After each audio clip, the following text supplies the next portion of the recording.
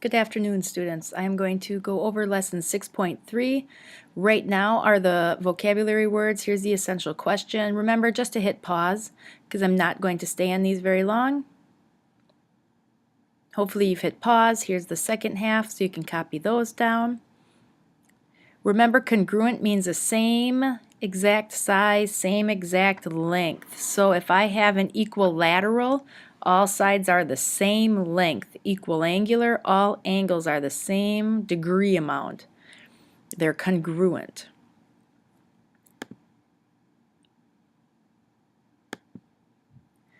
All right, in class we went through filling out this chart, but to save some time, I'm just going to go directly to this next page and we're going to talk about the formula. The formula that we have here is the sum of all the interior angles. Sum of all the interior angles. And what does that mean? Well, remember the word sum means to add.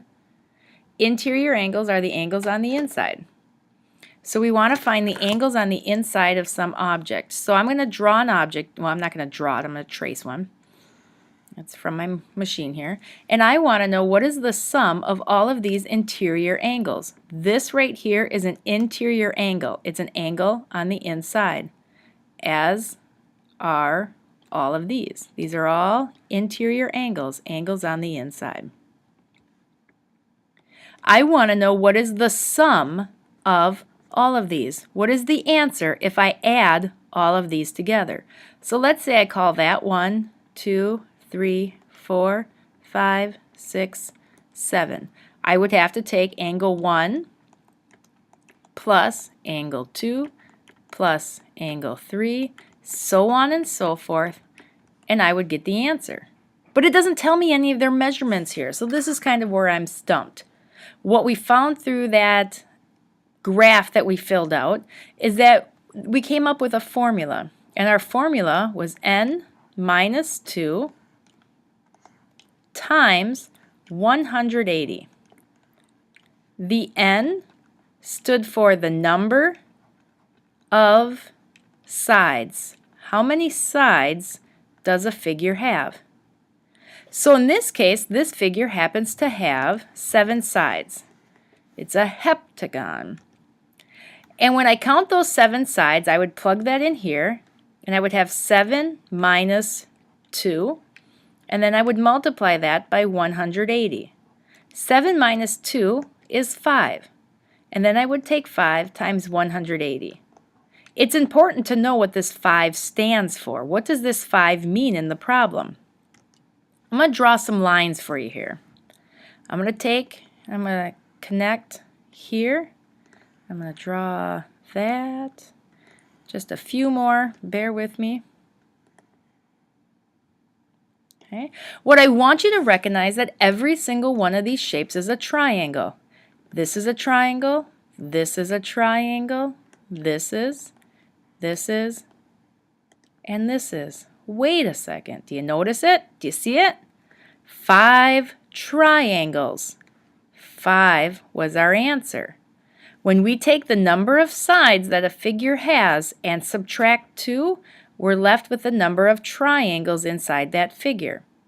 So that's what this tells us. So why is the 180 degrees? Oh, I just gave it away. Why is the 180 important? Well, it's because the number of degrees in a triangle. Most of you learned that in the past years. Hopefully you remember it, but if you don't, if I have a triangle, all of the angles on the inside total 180 degrees. So if I want to figure out what's the total amount, again, the sum of all of the interior angles, I want to figure out how many triangles there are, because each triangle has 180 degrees, and I want to add all those together, or multiply. 5 times 180 would give me my total amount of degrees in this entire figure. And if I had to do the math fast in my head, I'm going to say 940, but I might be completely wrong. 900 degrees. So that's what the sum would be for this one. So we're good. All you have to do is plug that in. Let's try another one. Hexagon. You have to know what hexagon means, that it's 6 sides. I'll draw one here for you. What is the sum of all of the interior angles. Angle 1, angle 2, angle 3, angle 4, angle 5, and angle 6. The sum, again, I'm adding them all together. What are they added all together? So I need to go to my formula. N minus 2 times 180 degrees. How many sides are there? 6. 6 minus 2 times 180 degrees. 6 minus 2 is 4. What did that 4 stand for again? The number of triangles. It won't be as fancy as last time, but I'll show you quick. If I was to divide this up, here's 1, 2, 3, 4 triangles. 4 times 180 should get me somewhere around 720 degrees. That is how many degrees are in this entire figure. The next question, however, that we're asked is find the measure of just one if it's regular. So remember, the word regular meant that they're the exact same. Every measure is the exact same. That's the same as this one. That means that I have 6 angles, and I'm going to use A for angles, and they're all the same. And when I add them up, 6 plus 6 plus 6 plus 6 plus 6, or these angles 6 times, it's going to equal 720 degrees. I've said it over and over again, these railroad tracks are never going away, so now you need to divide both sides by 6, and you will find that A equals 120. One angle is 120 degrees. You can always check and see if your math works. If one angle was 120 degrees and they're all the same because they're congruent, because they're regular, all of these be 120. Add them all up. 100, 200, 300, 400, 500, 600, 2, 4, 6, 8, 100. So that'd be 720. It worked. Let's try another one, a 20gon. I don't have a picture of a 20gon, but I know that a 20gon would have 20 sides. So I know I have my formula, n minus 2 times 180. N, again, is the number of sides on the figure. So I'm going to take the number of sides, n, and subtract 2 from it. When I take the number of sides and I subtract 2, in this case I'm going to get 18. That's how many triangles would be inside the 20gon, would be 18. Then, you just saw my calculator pop up here, I would take 18 times 180, and I would get 3,240. That's how many degrees would be in the entire inside, all the angles added together. In the next question, I want to know what just one of those angles are. So I know that there are 20 angles, and all of those 20 angles added together equal 3,240. So I'm going to divide both sides by 20. I believe the answer is 162 degrees. That's how much one angle would be. Let me just verify really quick. Good. Good memory. So one angle would be 162 degrees. Again, just go back to that formula. N is the number of sides, minus 2 times 180. That tells you how many are in the entire figure. And then find what one angle is. Heptagon, in case you do not know what heptagon is, that's a 7. Hept is 7. We already did one of those. Here, this is a pentagon, so I'd count it out. It would be 5. So the number of sides would equal 5. So it's going to be 5 minus 2 times 180. 3 times 180 would be 540 degrees. What would be the measure of just one of those angles? Well, there are 5 here. So 5 angles equals 540. Divide both sides by 5. One angle would equal 108 degrees. There you go, 108 degrees. So then we have to amp it up a little bit, like we've been talking about in class. And how can I challenge you a little bit? Well, I want to know what x is. And there are a few key words. Remember supplementary? I know that angle x is supplementary to this angle. So whatever this is, plus this, it equals 180. For right now, I'm just going to call that y. But I know that y plus x equals 180. But I'm still stuck because I don't know what any of these are. But I do know that this is a regular hexagon. If it's a regular hexagon, I know I can find one angle. I'm going to take the number of sides and subtract 2. I'm going to multiply it by 180.